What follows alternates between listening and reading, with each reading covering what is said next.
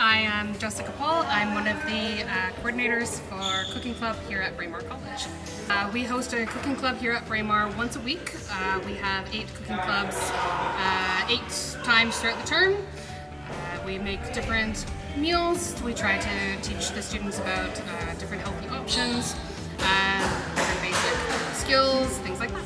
We teach students how to use the knives that they're going to encounter. We provide all of the cooking utensils, all of the cooking equipment. We bring in all of the ingredients that we're going to need.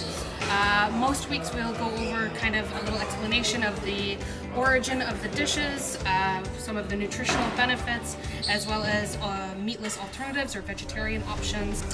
So today we made pad thai.